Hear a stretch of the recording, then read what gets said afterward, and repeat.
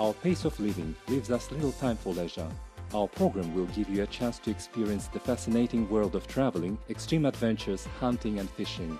Each week we will take you to the most beautiful places of Kazakhstan.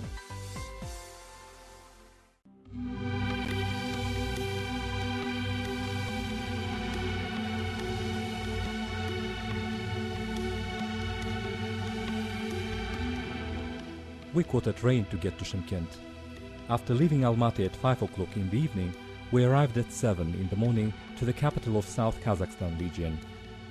Here in Shymkent, I was joined by the guys from the tourism department of Sairam National Park, and we went to see the most beautiful natural and historical sites of South Kazakhstan region.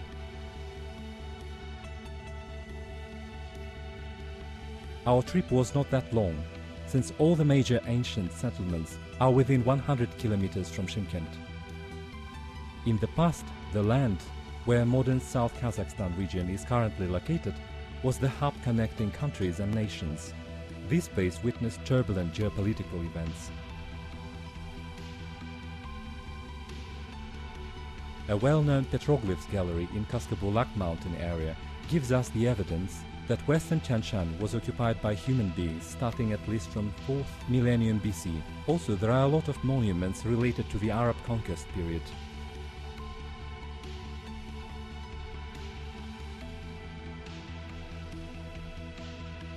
You could spend 2 months in the South Kazakhstan region instead of 2 days, and still you will not be able to explore even a tenth of its historical sites. But we have to leave the guys from Tourist Department to join the recording unit of the National Park Science Division in order to take part in state recording of an animals program of Sairam Park's territory.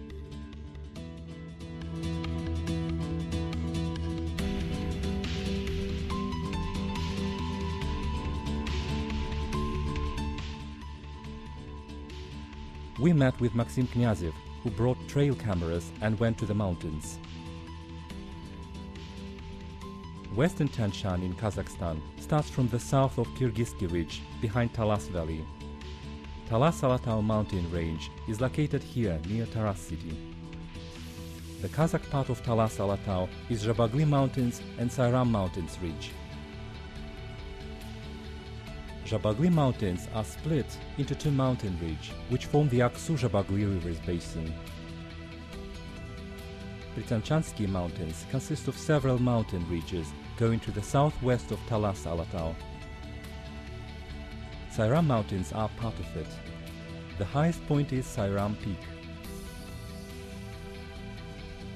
Alatau Ridge is located on the west outskirts of western Tien Shan. It takes 400 kilometers northwest with medium height of the peaks 1,800 meters. The highest point is Manzhilka. The mountains are getting lower in the northwest direction and at the point where dry washes of Chu and Sarasu rivers meeting the mountains transform into the plateau. We plan to visit 3 regions: Alatau Mountains in Tulgubas district, Sairam Su River Valley and the Ugam River in Kazilgut district. Firstly, we decided to see Alatau. We stopped to eat something near small Balakty Spring Lake, 60 kilometers from Shymkent, close to Psteli settlement. The fish was splashing throughout lake surface. Nurjan, our guide, told us that this lake is home to fish called marinka. Fishing is only allowed during a certain season. Meanwhile, Ili marinka can be found in Almaty region. It is enlisted as endangered in the Red Book of Kazakhstan, and fishing of the species is strictly prohibited by law.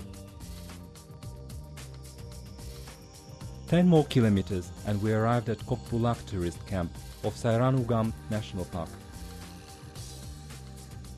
Very rare Alatau argali or wild sheep subspecies dwell on the Alatau Mountains. We will try to track one down during our trip. Also another one, Tien Shan argali subspecies, could be found not far from Alatau mountain group on the slopes of Talas Ridge. The National Park's employees have information that sometimes Tien Shan argali from Aksu-Zhabagly Nature Reserve cross a railway embankment which heads to the Alatau Mountains. Possibly, they can create subspecies crossbreed. There were two questions we wanted to find the answers to during this trip. Will we see a rare Karatau argali? Is there any difference between Tien Shan and Karatau argali? We packed our stuff and went up the Kokbulak Gorge. Our path was twisting through the walnut fruit forest. For the resident of Almaty region that got used to our softwood forest walnut fruit, one looks exotic. Walnut fruit, pistachio and juniper forests of South Kazakhstan region are mostly of the Pamir Alai type.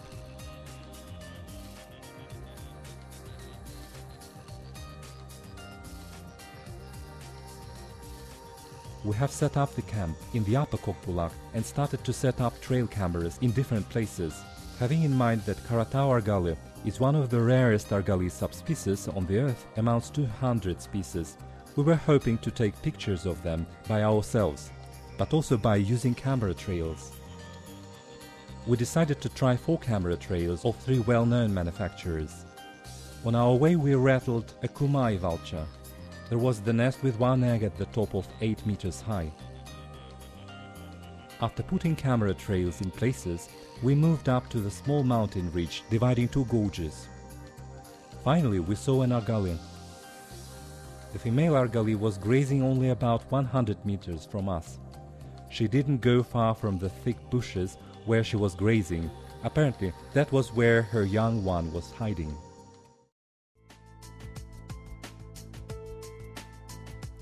We got up early next day, had some tea and climbed up the mountain pass. The Karatau Mountains are formed by sedimentary rocks. Previously, it was a primary seafloor. One can even find remains of marine organisms here, such as shark teeth or sea urchin.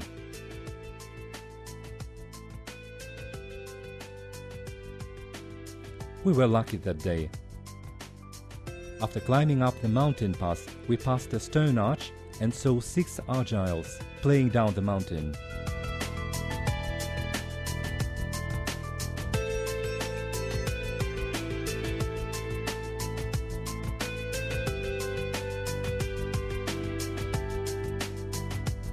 The wind was very strong, so we couldn't get such a good picture while filming the argyles. 2 male sheep of 6 looked more than 8 years old. By analyzing their horns, we tried to identify whether these subspecies Tien Shan or Karatau. We've spent the whole day studying the horns of the subspecies nigromontana and found out that the horns of these sheep were smaller than the ones which were seen in the central Tien Shan.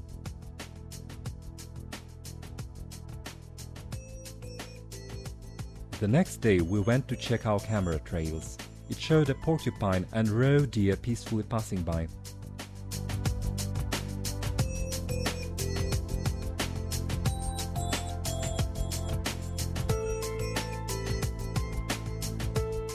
Later, we moved to Sairam River Valley, set up the camp in the river headwaters and put up some more camera trails. One of the camera trails was tied to a bush near a big hole on the slope. After that we returned to the camp to have some sleep.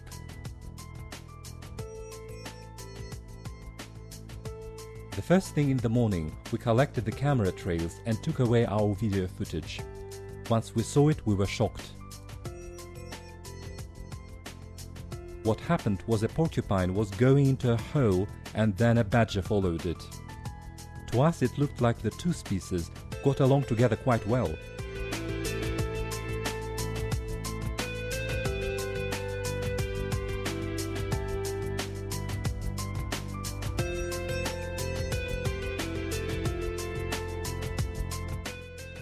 Next in our plans was the Ugam River and we continued our trip. There is a stunning view of Ugam Valley from the mountains pass at a height of 2,200 meters. At this moment, all tourist guides tell a legend about 40 young women which were hiding in the gorge from Jungarian invaders, and the moment they were found by the enemies, they turned into 40 stone statues. Ugam Valley and similarly named settlement do not have a connection to the mainland during half of a year.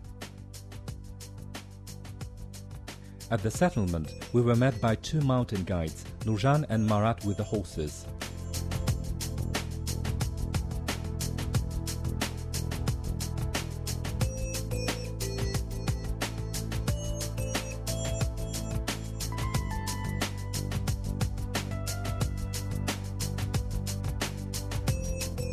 Taking into account that the park is quite new and it was their second season of trophy hunting, they did quite well. Marat is also a great fisherman. Within 30 minutes, he caught half a bucket of the marinkas.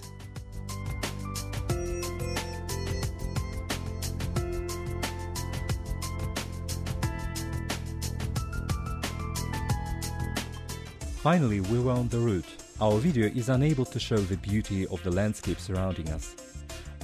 There were deep, rugged gorges overgrown with sirafshan, semi-globose, spreading juniper. As there were a lot of apples, birch cherry trees, aspens and birch forests. Riding across the top of plateau did not seem too exhausting. The path did not have complex or dangerous paths. From time to time we stopped and looked down the slopes. On the way we met one unpleasant creature and watched it for some time.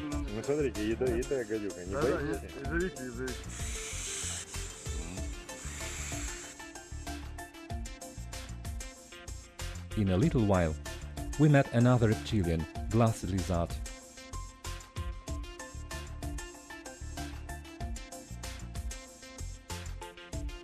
During the first day in the valley, we saw 4 herds of ibexes, wolf, badger, large male bear and 4 roe deers.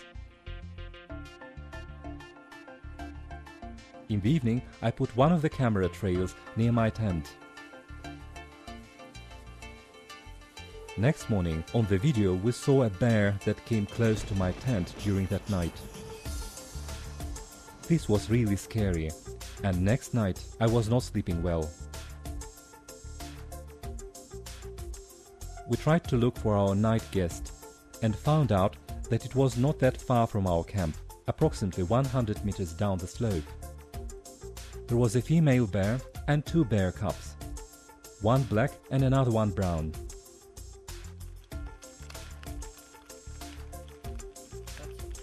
It started raining in the middle of the day, so we decided to spend the day in the camp, and we didn't regret our decision at all. The rain gradually transformed into a snowstorm. In the morning, when the sun started shining, all the living creatures came out. Using spyglass, we found out one old ibex in the herd, on the opposite slope. Unfortunately, we couldn't use this opportunity since the river was flooded by the rain.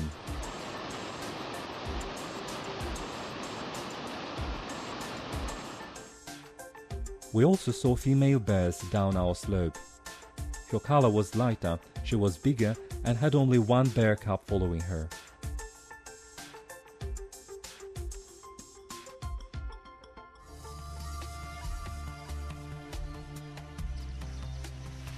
Once again, I thanked myself for deciding not to go anywhere else.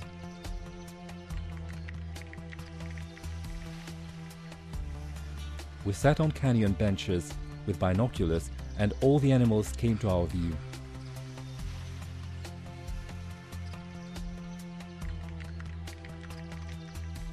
First were ibexes moving in small herds.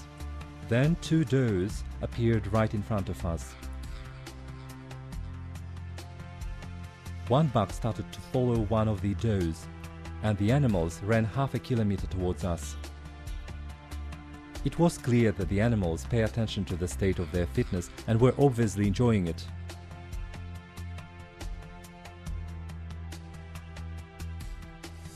As for me, I shed 7 to 8 kilos of weight during this trip. Also, we explored the region in the hope to get back here in August at the beginning of hunting season.